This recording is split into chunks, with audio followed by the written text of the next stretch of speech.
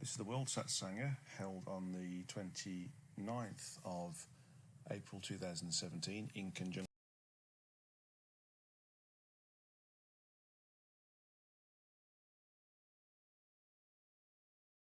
Welcome everybody to this World Satsanga held on the 26th of February 2025 in conjunction with Kevin Moore and The Moore Show.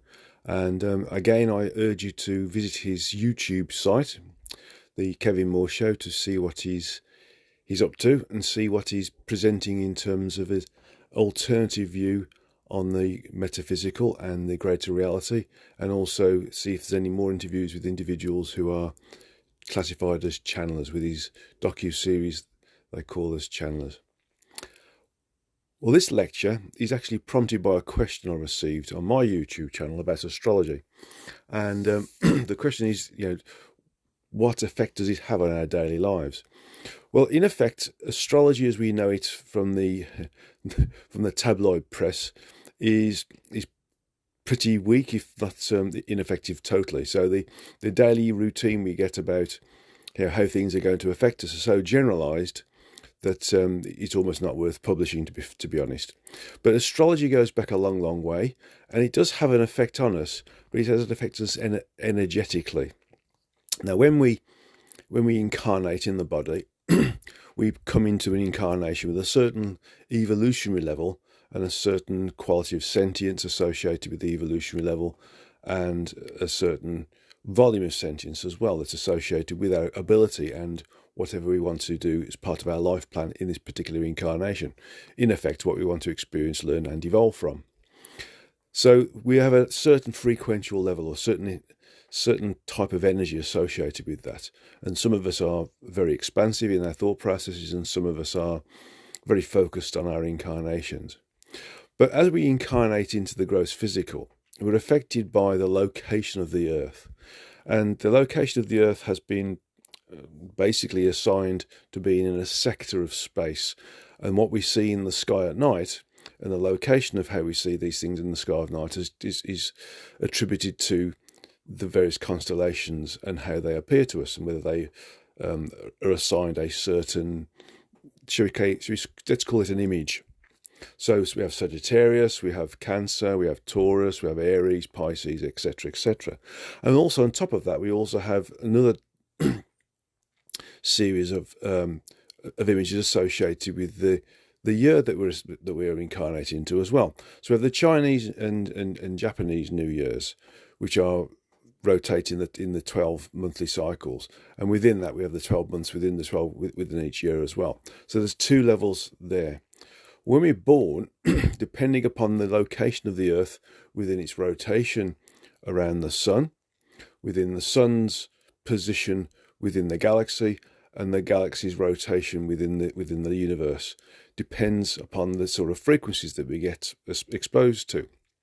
And those frequencies we get exposed to can be categorized based upon what we see in the stars.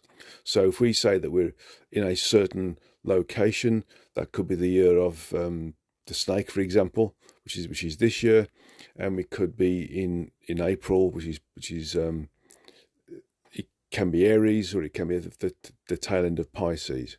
And so we start to see that there's associations by what we can see in the sky associated with the energies, and those energies and the frequencies associated with them will affect us in a certain way, will complement us, or in a positive way, or complement us in a slightly negative way, or a lower frequency way.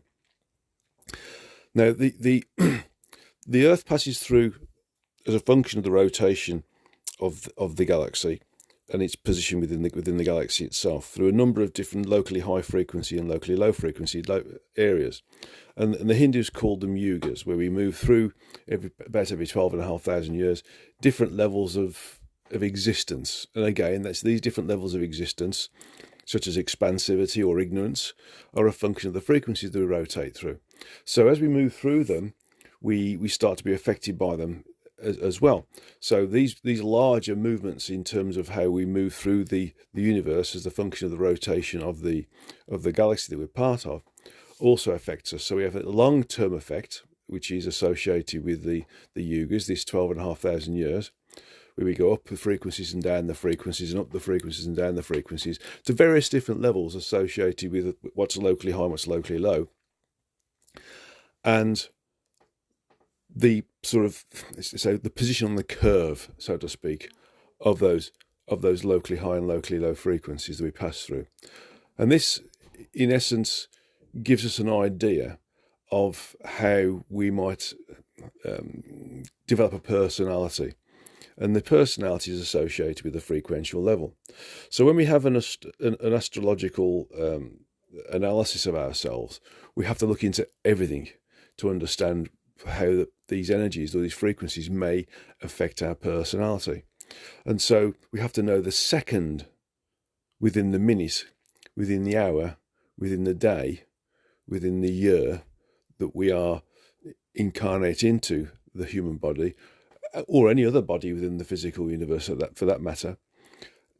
That gives us an idea of what frequencies may affect us and how that may allow the sentience and the evolutionary potential that we've got and the evolution that we've already accrued is going to manifest itself in terms of a personality. So astrology is a very complex and very deep level of understanding, provided we understand the science behind it. And in terms of the position of the Earth, its position around the Sun, the Sun's position within the galaxy, and the galaxy's rotational position, and the galaxy's movement itself through the universe, so that we can start to understand how those frequencies affect us. And in terms of, also we need to understand how our evolutionary level, our volume of sentience, quality of sentience, and the quality of evolution we've accrued is also part of it as well.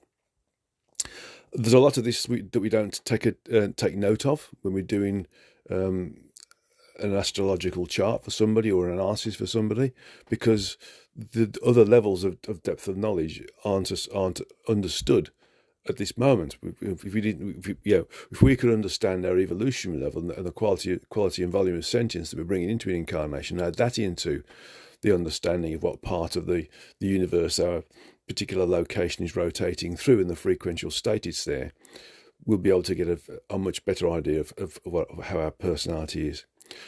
How that affects us on a daily basis is, from my understanding, largely immaterial, because it depends upon the things that we interact with and how our personality that we've accrued as a function of this incarnation allows us to interact with it and deal with those things the circumstances that we become part of. And so the personality itself, from my understanding, is largely unaffected by the daily rotation of the Earth and its position around the Sun. There will be minor things, but they're so small that they're almost unnoticeable. So these things, again, that we see in the tabloid press, magazines, etc., where you get you get your daily horoscope read for your particular star sign, in my understanding, are ineffectual. They're so generalized you could apply any of them to any particular star sign that you're born into. But go into the real depth, and you'll start to understand the personality associated with the accurate time of birth, date of birth, year of birth, and if we understand it properly, the position of the Earth within the galaxy, and the position of the galaxy, the part of the galaxy that we're part of, is positioned within the universe. And that's a level of science that I don't believe that we've started to look at right now. I think that, from what I can understand, the previous civilizations were accurate enough, but right now we're not. So how does astrology affect us? Day to day, it doesn't really. But our personality is affected by the location of the Earth when we incarnate, and how that affects our sentience and our sentient volume, our quality of sentience, and our evolution level, and the quality of that evolution. Okay. Well, I hope that makes things a bit more understandable, because it's not eradicating the use of astrology. It's trying to understand that there's a lot more detail that we need to understand behind it. Okay. Let's go to the questions and answers.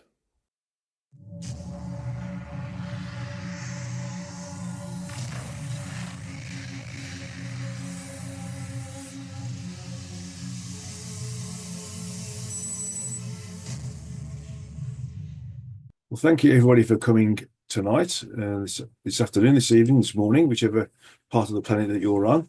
And I've got some quick questions through from Ulla first, before we move on to the chat-based questions. And the first question is, what is your definition of an antichrist? Do Putin, Trump, and Musk fit in that definition? In less than 2 months, they have disrupted the world order that's been in place since World War II. The US is now aligning with Russia against Ukraine and the EU. Um, I wouldn't put these three as antichrists, but more as agitators. They are they're showing us how not to do things. They're showing us how people can become something else when they're in power. And they're also showing that we need to be more responsible in how we collectively vote somebody above us to lead us, and those individuals who follow them, who are further on down the food chain, so to speak. But what they're doing is that they're saying that in essence, these individuals are basically a navigation point for us, and this is the very start of the very sort of needle's point end. This sort of just this sort of micron-sized point where we are starting to head towards collectivism, because we need to have something which is going to shake us to the core for us to start to realize that we can't move this way. I mean, how the Russians are dealing with Ukraine is terrible. How Israel's dealing with the Palestinians is terrible. None of this should be allowed. But what's happening is that the United Nations, NATO, have quite rightly adopted a pacifist viewpoint, because they know, and they're still working on, the atrocities that happened during the Second World War, the Korean War, Vietnam War, all these different, the Middle Eastern War, all these different things around us that are causing us issues. But these individuals, such as Putin, such as Trump, and others, Netanyahu, are using this posture for their benefit, because they know that there's not going to be any military force responded with by NATO. So actually, what's going to happen with NATO is that they're going to realise that that they have to become more, not reactionary, but more capable of showing that the way that they're taken advantage of is not going to be allowed in the future.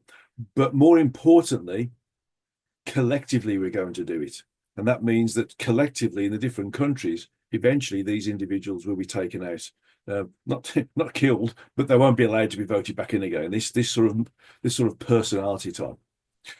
Part two of this is, some New Age channels believe that Elon Musk is Elohim, but he seems to be more like an unelected CEO dictator who wants to rule the world. How do we stop him from privatizing all the government functions for profit? Well, he's potentially the next president after Donald Trump, if Donald Trump doesn't create a condition where he can go into a presidency for the third term, and then create some sort of state legislation that allows him to continue his presidency if he achieves a third term. So, in essence, there's a possibility that he could succeed Trump, depending upon the various different event spaces and the event streams that occur. But he's not an alien at all. He's not. He's a rather advanced soul, but he's taken it beyond where he should have taken it, and one gets the thought process that he's rather enjoying being able to do whatever he wants to, because he's got the backing of somebody who's also doing whatever he wants to. And this is the issue. A lot of spiritual people have voted for these people because they see them as giving them freedom. Because if they can do whatever they want to, then so can we. But in essence, all that does is destroy law and order, and it stops us from becoming a mature race. So, in effect, it's not, these individuals that are there to show us how not to be and how not to be as a leader, and eventually we're going to collectively govern ourselves from a materialistic perspective and a spiritual perspective, and an educational perspective and a medical perspective. So, third one, which links into all this, is how soon will people realise that these leaders are serving themselves to create a kleptocracy, to divert funds to themselves and not serving the people at all? Will this lead to another civil war in the US? Well, it's interesting that Greg Braden has recently had I don't usually watch other people's interviews or seminars, but I was drawn to this by one of my readers, and it was interesting. He got to the point where he was talking about um, nanotechnology, pervading the body and being used for control purposes, or being controlled, or allowing us to connect in a different way, other than doing meditation to connect telepathically.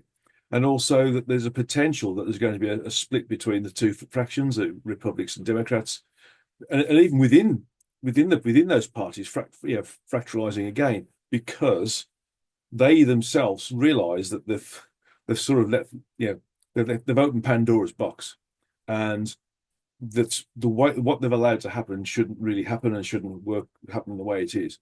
So it's going to happen within the next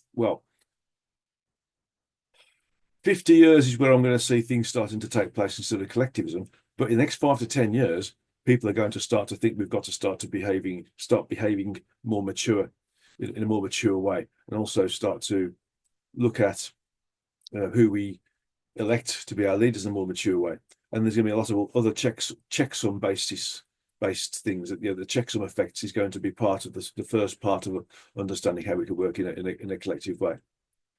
Right, let's just remove that out of the way so I can see what's going on here and see all the chat. Okay, chats. So, so the next question is from Daniel. There was a hydrogen generator for water. It adds hydrogen molecules to water. They claim that it reduces inflammation of the body. There is limited research, and that older people have claimed it makes them feel better. Is there any truth to drinking hydrogen and water reducing inflammation in our bodies? Well, there's two hydrogen molecules to one oxygen molecule in water. So just drinking water does the job. In fact, if you think about it, one of the things that is good for you is a good dilute homeopathic. The most dilute you can get, which I think is 18. And if you can find something which is working for your constitution, your physical constitution, your mental constitution, then dilute it in water first and then drink it, and that will have a better response than just drinking hydrogenated water. In essence, if you're not careful, hydrogen can become combustible. So are these people spontaneously combusting? Well, let's wait and see. But I would just drink standard water, mineral water if you can do pure water. That hasn't been doctored in any way. But also, if you can look at a good homeopathic remedy and add it to your water, that'll be better. That'll be better as well. Next one's from Jagjot. There's a concept of a photon belt existing in space that we are currently entering into as our solar system. Apparently, we pass through it as a solar system in the next 2,000 years, but there's no astronomical evidence to back it up. Could you please look at the energetic and see if it's a real concept? Um, it's an interesting statement. Photons mean light. Light is a way of saying higher frequency energy in spiritual terms. And what it seems to me and feels to me like it's one of these areas of locally high frequency that we rotate through. Now, in the lecture before this satsanga that you'll be able to download when we finish this, and it's all been edited on YouTube, I'll talk about astrology and how the standard astrology doesn't actually mean much unless you go into some significant detail, which the Tibetan astrology used to, like going down to the second of the minute of the hour of the day of the year of the month of the decade of the century that you're born in. It affects you energetically because that's associated with the location of the Earth within the solar system, with the location of the solar system within the galaxy, our particular galaxy, and the location of our particular galaxy within the universe, and the locally high and locally low frequencies we go through. And so, what I am seeing is that this particular arm of the Milky Way, our galaxy, where we're in, will be entering into, and is starting to enter into slowly, a more higher frequency level of existence. And this is one of the yugas where we move upwards in the frequencies and we start to become more enlightened. So I'm seeing this 2,000 years as being akin to that as well. Okay, next question from Jagjot. Quote from the Shimrad Bhagat. If I say it wrong, please excuse me. Bhagavatam. King Durva ruled over the planet. He diminished the reactions of pious activities by enjoyment and practiced austerities. He diminished inauspicious reactions. Can you explain the content? This can you please explain this in context of karma? What he has done, what he did there, was basically show how to detach ourselves from materialism. And this is interesting because pious activities and austerities and all of these different things, he created a condition, if I'm reading this right, where we're working in a non-materialistic way. And so this makes us more a higher frequency because we're no longer anchored towards the physical. Karma is all about addiction to being in the material world, the gross physical, irrespective of whether it's how we deal with each other, how we interact with each other, how we interact with ourselves, how we interact with our environment, and the circumstances of that environment. So what he was doing here is that he was basically saying, detach from the gross physical by, you know, by, by creating the possibilities of these activities that make us more, so we say, connected to the earth and the low frequencies, makes us detach, and so that's how we lose karma.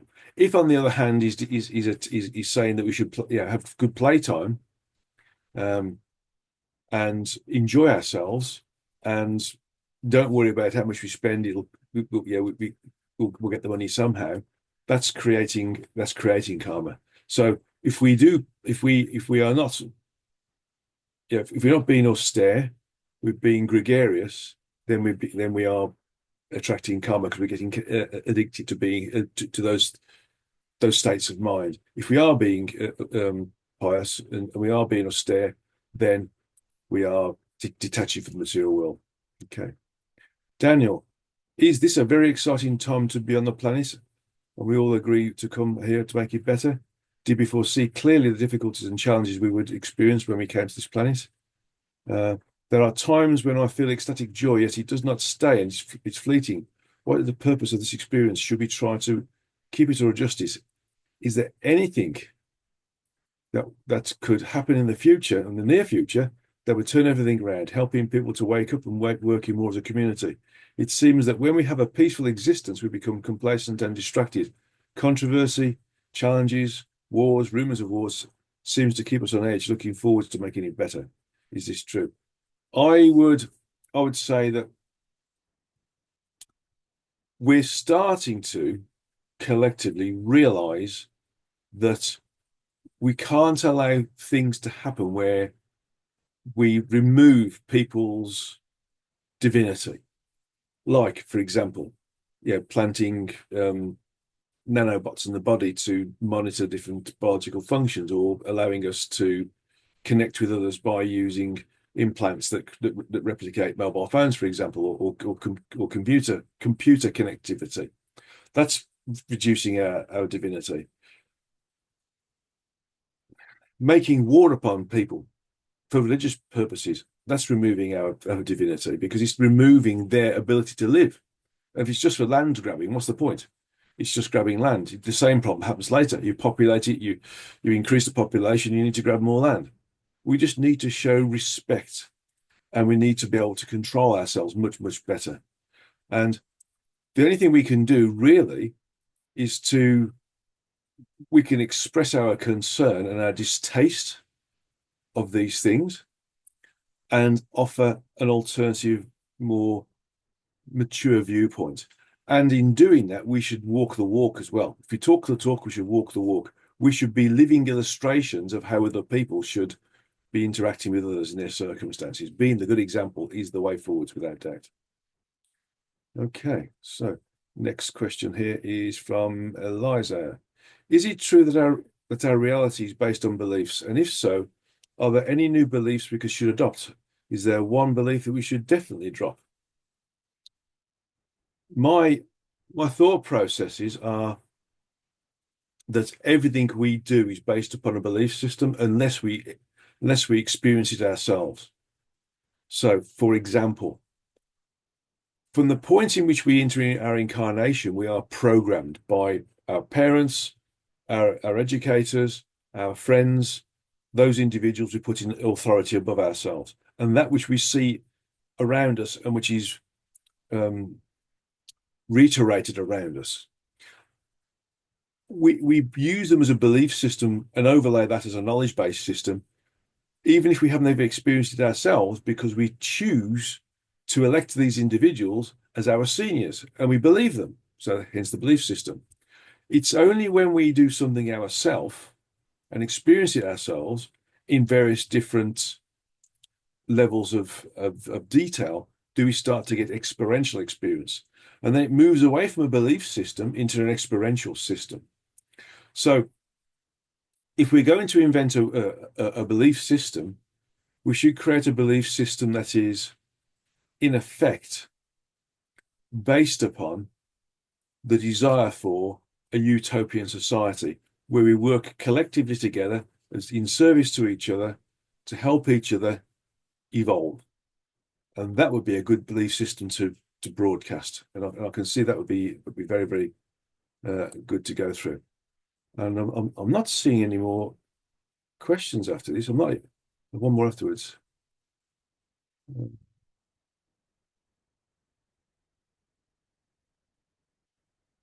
Right. Okay. So one more to come there. Julia's gone. Okay. How will AI change our life in the close future? 10 years, 50, 5 years, 10 years? Are there different futures of humanity that would lead to it? That it would lead to? Well, I don't believe we've actually got AI yet. I'm not seeing anything that's telling me we've got intelligent communications via computer or mobile telephone or anything else, simply because I'm not seeing the sort of response from them. You've got Alexa, you've got Celia, you've got all these other different things that answer your questions, um, wherever they are on Microsoft or Apple or LG or anything else. In effect, they're just very complicated programs, very good search engines that are constantly connected, and they start to get down different levels of structure as you speak or as you put your question in, and they appear to be giving you an intelligent response. It's not an intelligent response. It's not a a response that's capable of earning the title sentience. Yes.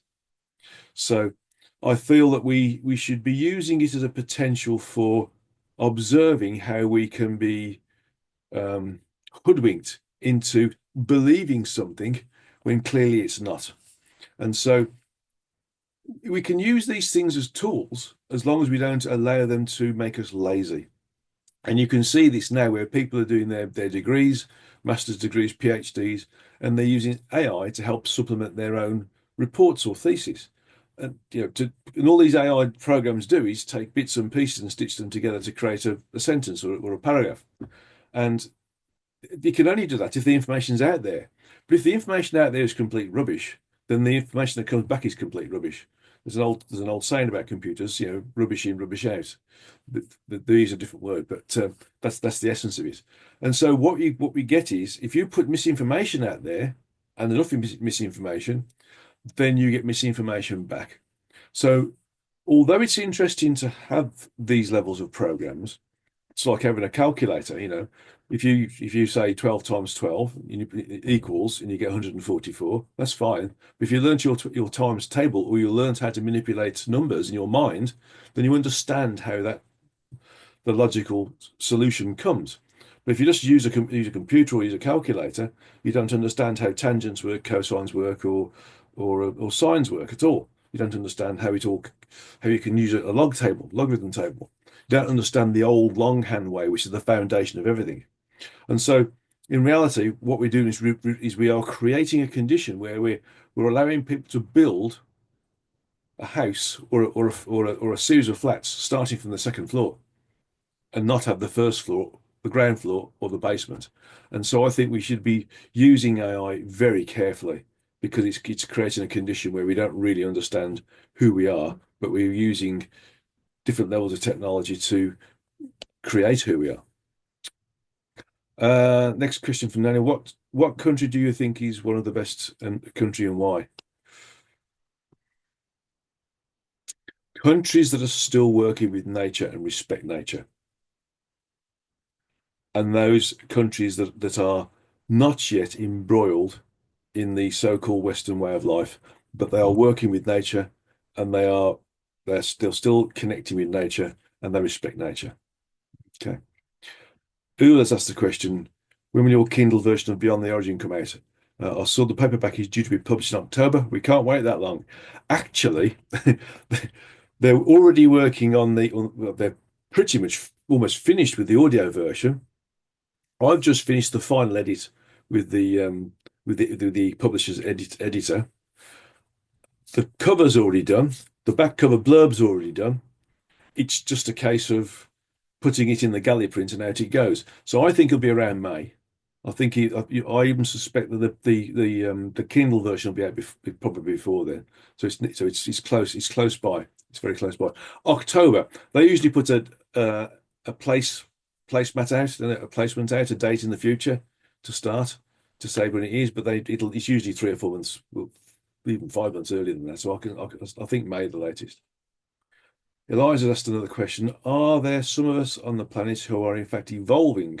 What are their signs, psychic abilities, more compassion, etc.?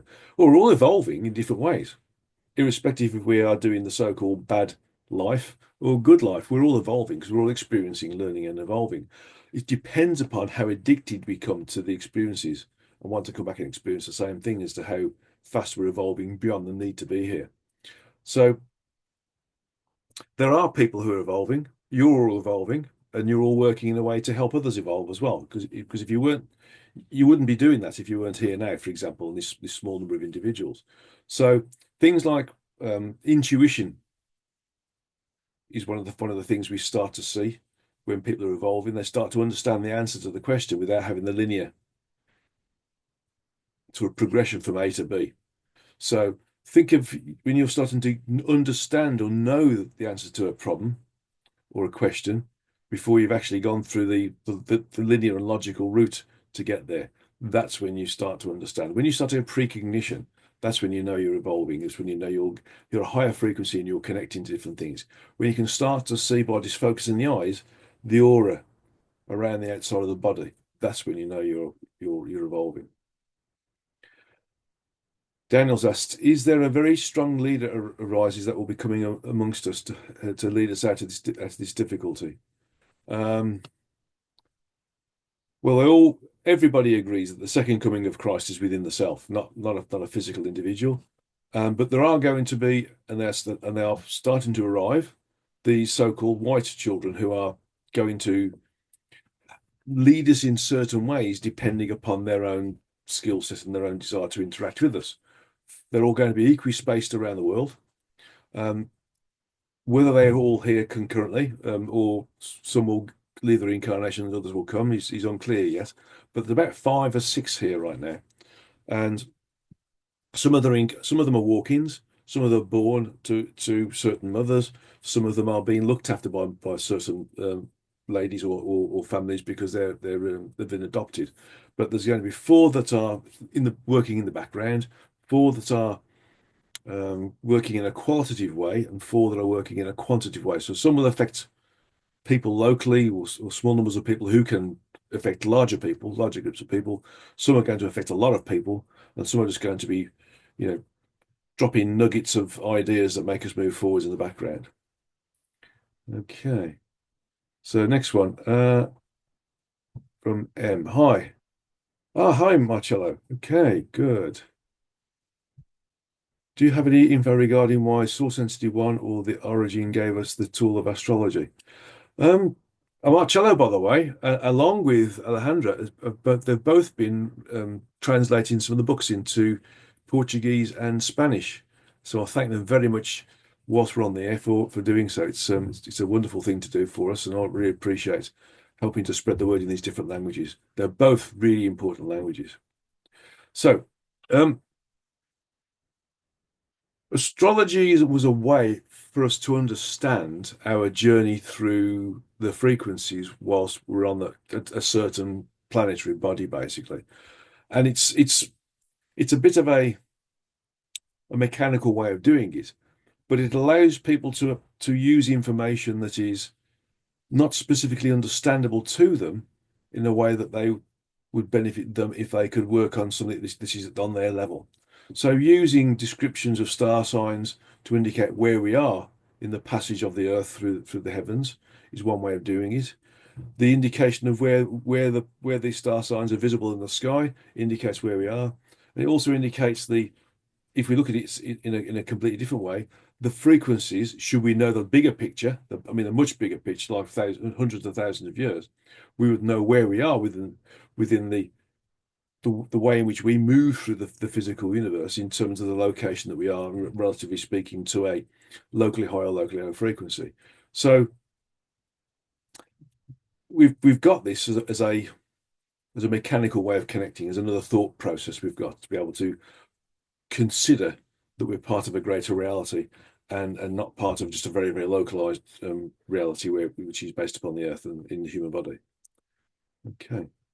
Alejandro's asked, what would be a good practice, or what does need to happen to maintain the third eye being open? Using your intuition. I mean, a third eye isn't just about clairvoyance, isn't just about seeing things with your overlaid on your physical vision or with your mind's eye. It's about hearing things, clairaudience. It's about knowing things, clairsentience. So in essence, the third eye is about trusting your intuition. That helps. It's about working with what you hear in your mind's eye, not just about thinking or talking to yourself. It's about using any visualization that comes to you. And there's plenty of people who visualize, even though they say they don't visualize. So when these things come to you, use them. Trust them above logic, above the need to have the logical process between the question to the answer. Know that as a higher frequency, if you trust these functions, which come through increasing higher frequencies, then you get more and more functions and more depth and detail associated with those functions. So in essence, continuing to use them, doing the chakra opening exercises, meditating every day, maintains your frequency and in fact increases your frequency, which increases your communicative bandwidth and increases your capability of connecting with the greater reality and those other entities that are disincarnate or incarnate at higher frequencies within the physical universe and those in the other universes within the multiverse. So just keep doing it, basically. That's the most important thing. Just keep doing the good stuff. Keep being of service. That also helps. Daniel has asked the question, do you think the news media and the recording apparatus will become more transformed in the near future? Will there be a shift in truth versus non-interest? Who is the voice that does your... Oh, I don't know. I never know the name of the audio people unless they actually put it on the recording itself. If you download one of the audio books, there should be the voice there. There should be the narrator there. I'm just looking up here because I can see the history of God and I can see avoiding karma as an audio, along with others. And I'd have to go up there and have a look to see who the narrator is. But the narrator's always there, just like in the curators and the Origin Speaks and the History of God, the translator's in there as well. So the narrators are also given credit, but I don't know the names, unfortunately, which is a bit awry of me, a miss. Okay. So do I think news media? Okay, we've got 10 minutes to go looking at this. Do I think the news media and the recording apparatus will become more transformed in the future?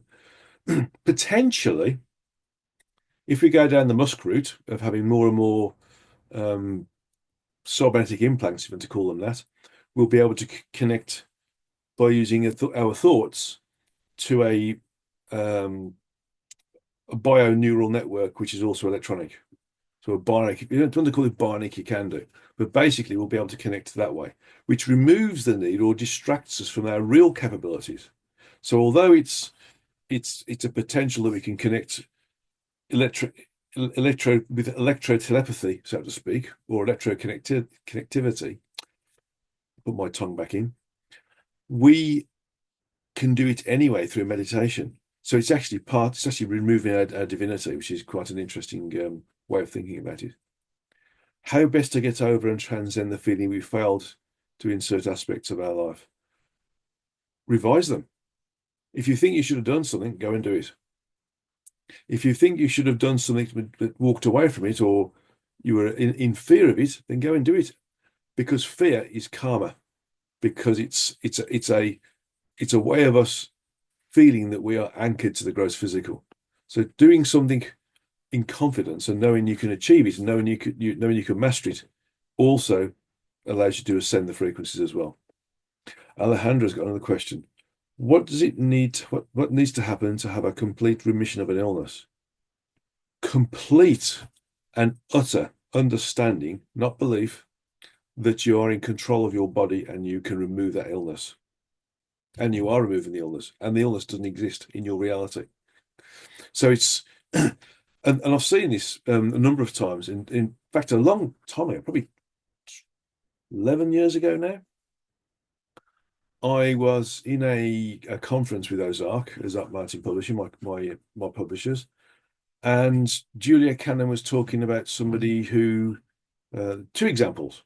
One was somebody who got an illness, and they said, "I don't believe this," except they burnt their arm or their hand or something very, quite seriously by cooking fat. They knocked a frying pan over and it had gone all over their arms and severely burnt the skin. And that person said, "I refuse to accept that this is part of my reality." And rather than healing with lots of scar tissue, the arm and the hand, the lower arm and the hand, healed perfectly as if it wasn't there at all, and very quickly as well. On the other side, another person she knew was constantly stating that they're winning the lottery. They're winning the lottery this year. Not going to win the lottery or might win the lottery. They're winning the lottery this year. And they did. 3 months later, they won the jackpot on the local lottery, which was a significant amount of money.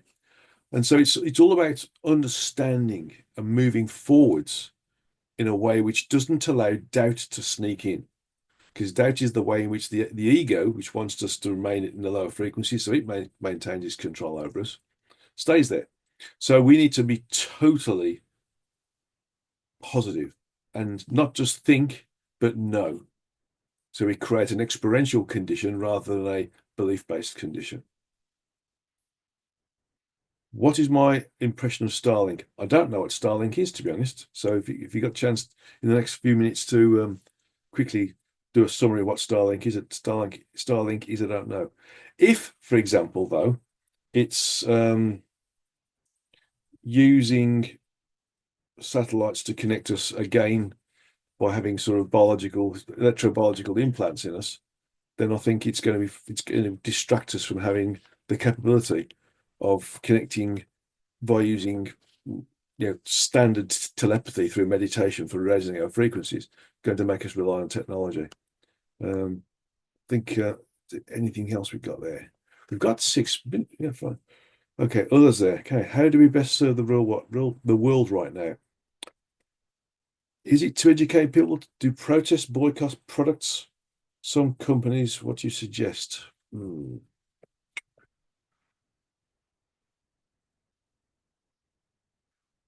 I think we can't educate people, we have to share. Right now, is general strike good? That's a good one. A general strike shows that there's a disagreement with the people who matter with those who are supposed to be leading them. So a strike is a good representation of the feeling of the populace against the feeling of the leadership, so to speak. So it does tend to awaken them quite interestingly enough. But I think the way to educate people is to share how we think, behave, and act, and how joyful it makes us. People are frustrated all over the world because they're not an influencer. They're not rich and famous. They're not wearing Gucci shoes or Armani suits. They want to have everything that illustrates that they're successful individuals. They fail to realize that success is based upon how we interact with ourselves and our environment. We can be the richest person in the world and also be the most successful person in the world if we realize that the physical riches don't mean anything and we can do something good with them. That's the most important thing. So it's in essence by being the good example and by sharing how we feel about being the good example without being in people's faces with it. That's the best way to educate people. And if you want to decide to boycott certain products, that's fine. If you think that those products aren't conducive to helping us evolve or become more mature, that's also fine, as long as you can illustrate why. And then if you share why, then people will understand and move forwards. Okay. Right, Eliza's got the next question. Yeah, Starlink is a network created by Elon Musk. Yeah, I feel it's part of this connectivity by inserting different.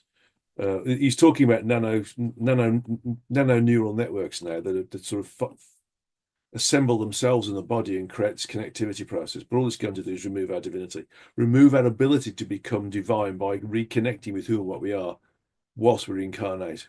Going to make us dependent upon physical function.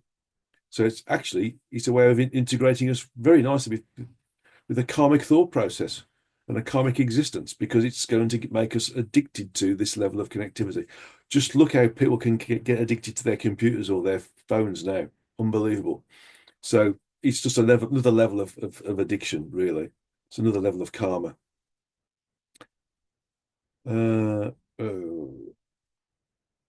Next one. I think we forget the joy of inner life and how we can cultivate it more. What do you do to have more joy? I appreciate things around me. Irrespective of what I'm doing, I understand that I'm doing it and it's helping me evolve and source evolve. And in doing that, even if I get things wrong, I understand it's a learning process and it's an evolutionary process. We're level. In asking Daniel, to answer Daniel's question, how is our population going up or down? We're going. We're still bottoming out and going up in frequencies much better. Ketamine. Others just explained what it is, ketamine. Well, yeah, in effect, as an anesthetic, it removes any pain from you, doesn't it? You don't feel any aches or pains. And from Musk's perspective, because it's a downgraded anesthetic, which means it works with animals, it doesn't put a human to sleep unless you take a lot of it, of course. You get the feeling of being invincible because you don't feel any pain. You don't wake up tired. You're always on, you're always on the go. You're always buzzing. You've got loads of energy. So he must take it because he feels like he's invincible. He feels like he could do anything. He could jump over buses, punch holes through brick walls, basically do anything.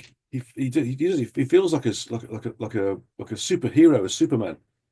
That's why he takes it. Daniel's got a final question for me, and basically it says, what was the most important or difficult thing that I've ever experienced in my incarnation, in my embodiment? And the thing that is most important and the most difficult thing to overcome was fear, basically. Fear of not being able to succeed, fear of not being good enough, fear of not being able to, all these different things are basically karmic. So my hardest thing to overcome was fear. And with most people, it's fear of the demise of their body. So when you can detach yourself from fear, and fear from everything, fear of not being able to do something, fear of not being capable, fear of not being good enough, fear of not existing long enough, fear of the body dying, then you will be most successful in your incarnation and your rise to the frequencies, ascending in the process. So, thank you very much. And looking like we're about to finish this recording. So, looking forward to seeing you all next time. And much love to you all. Namaste to you all, and blessings to you all.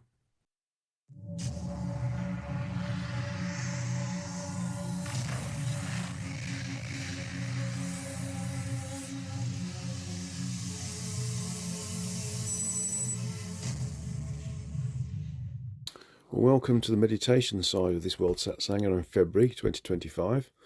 And what I want to do in this particular meditation is to allow us to sink into our true self, our true personality.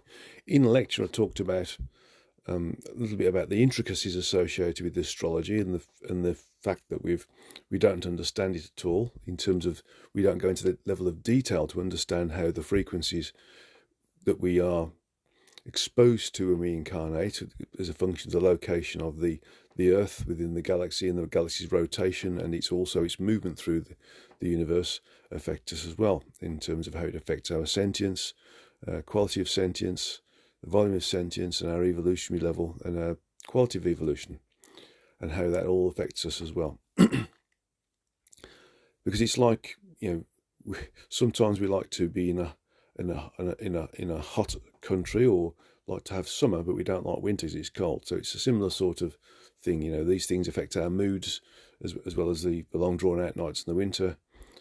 Give us sad syndrome. Whereas if we have long days in the summer, we're very much happier. So these things do affect us in our everyday lives and our personalities. But what I wanted to do is to sink into who and what we really are, rather than just basically the personality, the temporary personality that's created as a function of our incarnation and our almost total separation or isolation from our true energetic self, or our higher self, oversoul, or Godhead. All those words mean the same thing. They all describe the larger volume of sentience that the soul, the smaller aspect of that sentience, is projected down from. So the personality that is accrued as a function of incarnation in this particular instance isn't what we really are. But I want us to sink into who we are, to help us understand that we are above and beyond the constraints of the emotional aspect of our current understanding of self and our personality. So let's just close our eyes. Sit either cross-legged if you want to, kneel if you'd like to meditate in the Zen position, or if you're sitting in a straight-backed chair, put your feet flat on the ground, your back straight, your neck in alignment with your back, and your hands palm uppermost on your upper thighs. Your closed eye vision is gently focused on the spiritual or third eye, which is in between the two eyebrows and above the bridge of the nose. Let's just allow ourselves to just be a moment. Let's just allow ourselves to think nothing, to be nothing. Let's not get involved with any shopping lists or of work or things we need to do. Any worries or concerns that we haven't done it, need to do it, should do it, what we've forgotten to do. All of these little things that distract us, let's just put those to one side.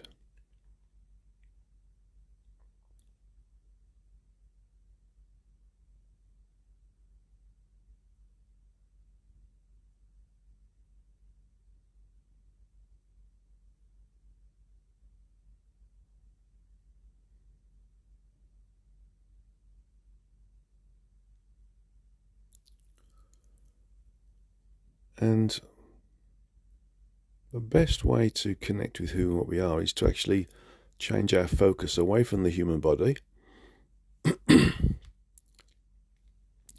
focus on the larger volume of sentience, which is our true energetic self. So I want us to move our focus away from the head area, the eyes and the nose, the mouth and the ears,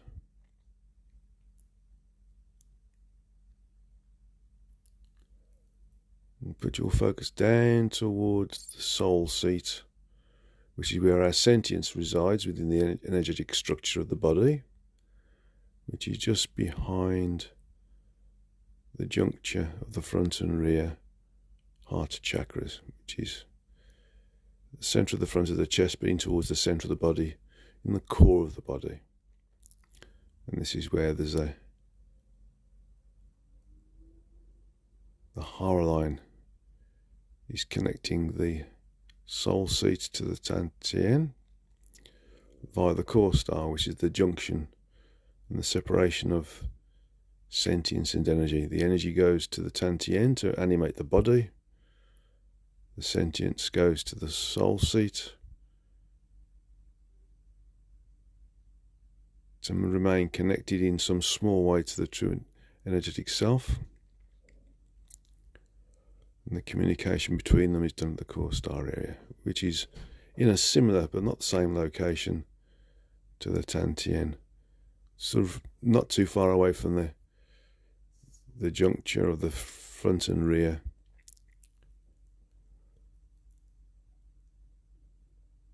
solar chakras, in that sort of area. Let's move ourselves, our focus now away from the soul seat, down towards this core star area, in the centre of our body, around what I've just described, or just above the belly button, but into the centre of the body.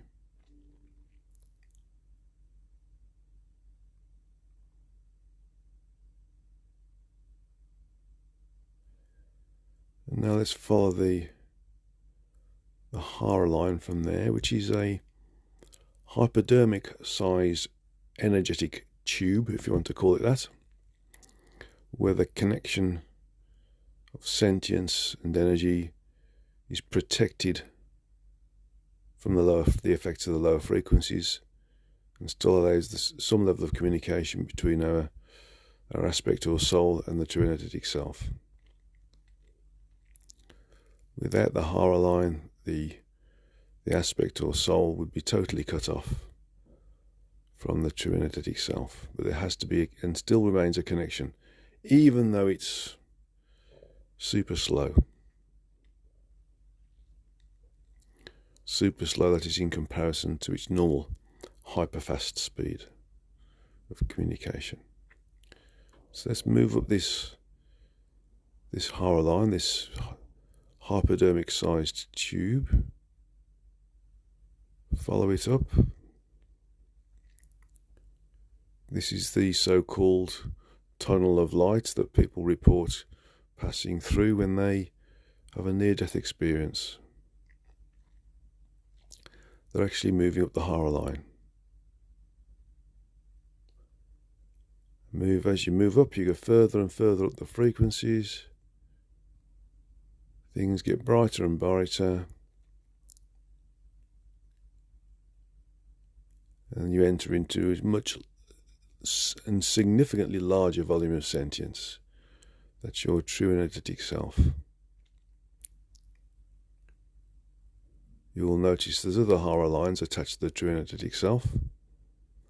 They are other smaller aspects of its volume of sentience, or souls that are projected into other locations within the physical universe.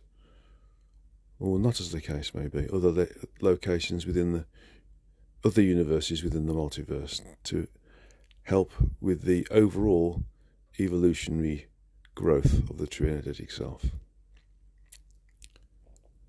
But I want you to feel what you really are. Sink into this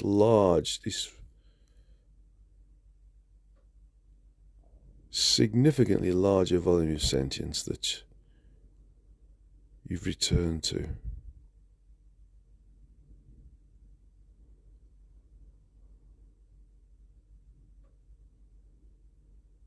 Feel the delight, the joy, the expectation associated with experiencing anything, and how that allows the sentience to grow and evolve.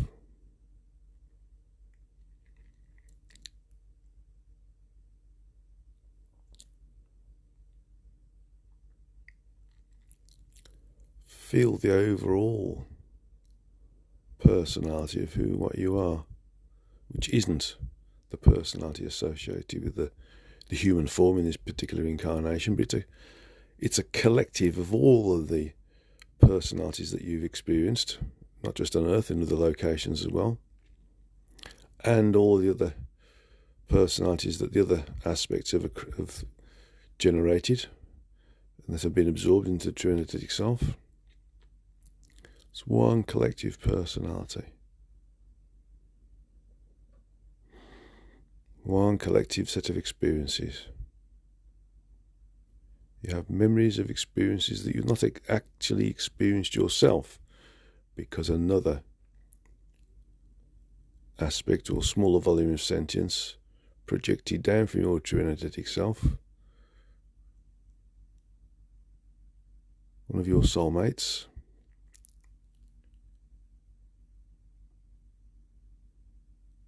has experienced and has shared with the larger volume of sentience that is our true energetic self. Feel the confidence associated with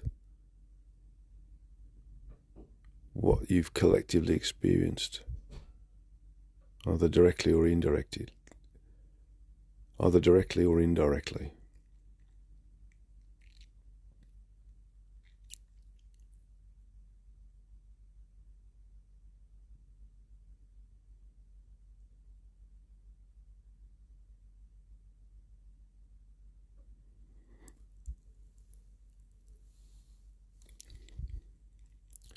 Feel the true you.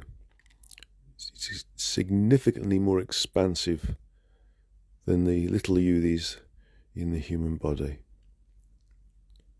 The experiences are significantly more than the little you in the human body.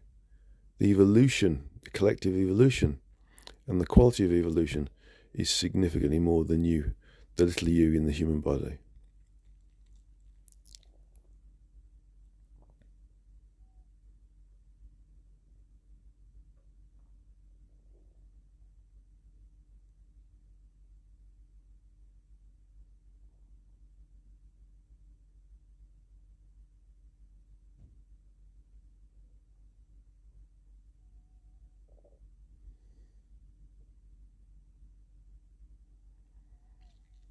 As you just sit into this larger volume of sentience, just change your focus. Remember all the things you've done in previous incarnations. Remember the things that other smaller aspects of sentience, the other souls that are projected down from your true energetic self, have also experienced.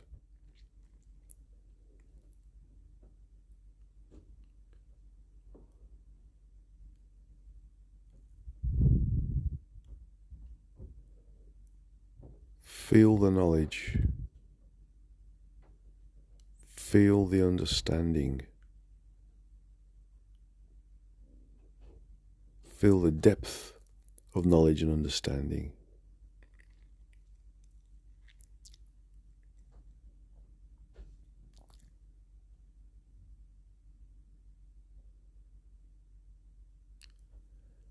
Feel the majesty in who and what you are.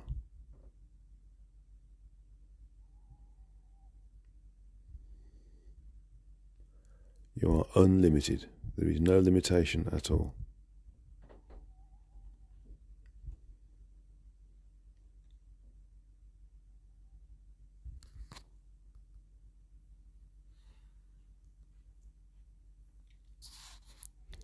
We'll just sit here in this majestic state of beingness that we experience when we are disincarnate, as it happens, for a few more moments. You can stay here as long as you like, but for the purposes of this meditation, we'll have to move out. But you can always turn or put the recording on pause, turn off or put the recording on pause, whilst you sink into this state of beingness. This volume of sentience is like think of it like a sphere, a ball of sentience and energy combined.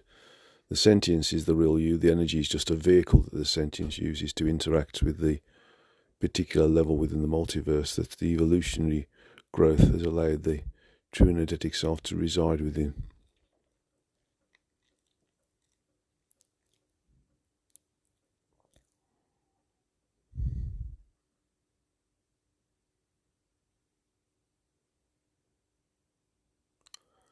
Now let's come back into the body. Bring this feeling with you. Ask to be taken back to the Hara line, and all of a sudden you're there. This junction between communion with your true energetic self and the location of your incarnation. Move down through the Hara line, through this hypodermic sized tube that protects the sentient and energetic connection between your true energetic self and the smaller volume of sentience that's projected from it into the human body.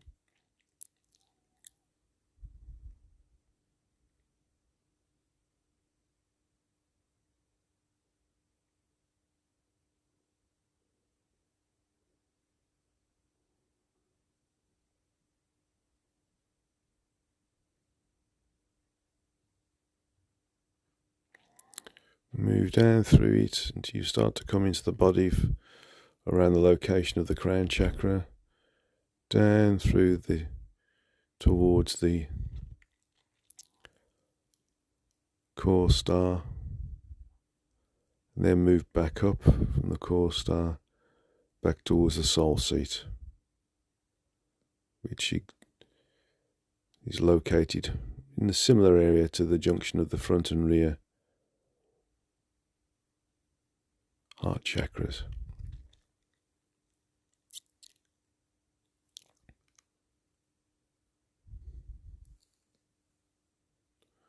You may start to feel a bit cold. You may start to feel a bit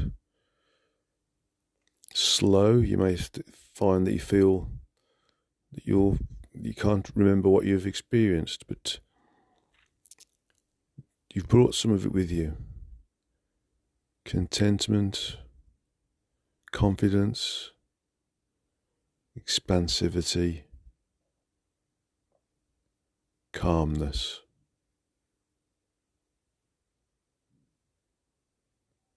So let's slowly come back into the room that we're in. Slowly open our eyes and have a drink of water to help ground you, or tea or coffee. Obviously water's better. And slowly start to move your body around. It will feel a bit heavy and a bit slow at first after your little excursion towards your true energetic self. Well, thank you for participating in this World Satsanga. It's always a joy and an honour to be able to share these meetings together. And I look forward to working with you in March. Blessings to you all, and namaste to you all.